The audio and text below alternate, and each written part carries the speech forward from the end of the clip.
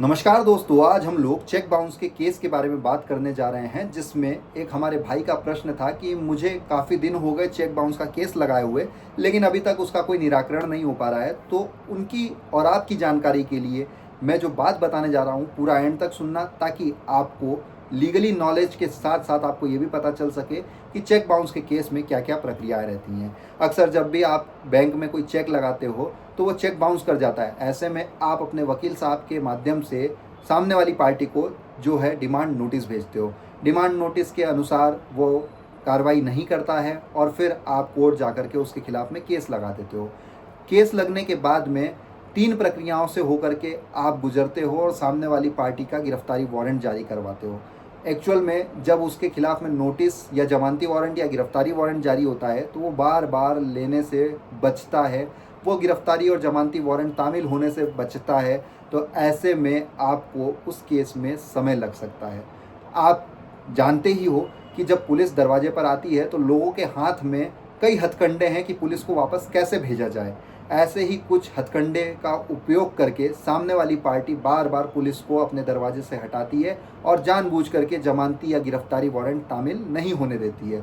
ऐसे में आप कोर्ट के अंदर में डिमांड रख सकते हो कि साहब, जो सामने वाली पार्टी है वो पुलिस के साथ सांठगांठ करके जो जमानती या गिरफ्तारी वारंट है वो तामील नहीं होने दे रही है, तो आप एसपी साहब के माध्यम से इस गिरफ्तारी या जमानती वारंट को तामील करवा लीजिए, या फिर आप हमें हमदस्ती दे दीजिए, मतलब हमारे हाथ में, या हमें ये बता दीजिए कि किस व्यक्ति के पास में ये गिरफ्तारी या जमानती वारंट जा रहा है। हम ले जा करके पुलिस को बता देंगे कि भैया ये व्यक्ति यहाँ रहता है और यही व्यक्ति है, इसे गिरफ्तार करना है या इसे जमानत पर छोड़ना है। उसके बाद जब जमानती वारंट या गिरफ्तारी वारंट तामील हो जाता है, मतलब गिरफ्तारी वारंट के आधार पर पुलिस गिरफ्तार करके कोर्ट के अंदर सामने वाली पार्टी को प्रेजेंट कर देती है, तब जा कर के आपका चेक बाउंस का जो कोर्ट में केस लगा है वो चालू होता है। इसके पहले तक की जो प्रक्रिया है उसमें आपका चेक बाउंस का केस केवल लगा हुआ है, उसका कोई सुनवाई नहीं हो रही है। केवल वो एक तरीके से डेट बढ़ती जा रही है कि साहब नहीं आ पाया, चलो अगली तारीख दे दो, इसका गिरफ्तारी वारंट जारी कर देते हैं। साहब नहीं आ पाया, चलो इसका एसपी साहब के माध्यम से तामीली करवा देते हैं। नहीं आ पाया, साहब हमें दे दो, हम तामीली करवा देते हैं। मतलब एक तरीके से डेट को सामने वाला चाहता है कि जैसे तैसे करके खींच दिया जाए, ताकि आप परेशान हो जाओ और आप या तो केस आगे लड़ने से इनकार कर दो, या फिर आप उसके हाथ पांव जोड़ करके कि भैया 1 लाख रुपए लेने थे, आप मुझे 10,000 ही दे दो, केस को ख़त्म कर देते हैं, ऐसी नौबत पर आ जाओ।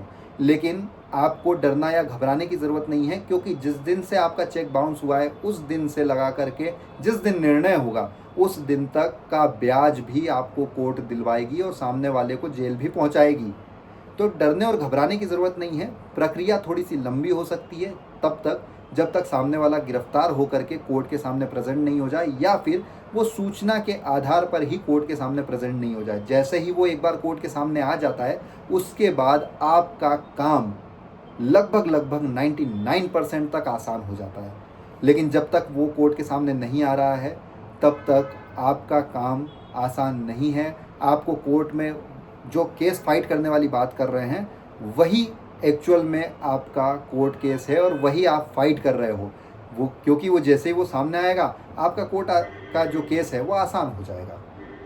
आपको अगर दी गई जानकारी अच्छी लगी हो तो कमेंट बॉक्स में आप मुझे अप्रिशिएट कर सकते हो, और ऐसी लीगल इन्फॉर्मेशंस के लिए आप मुझे सब्सक्राइब भी कर सकते हो। ये वीडियो अपने उन दोस्तों के साथ में शेयर करना है जिनका चेक बाउंस का केस चल रहा है, फिर चाहे वो आरोपी हों या फरियादी।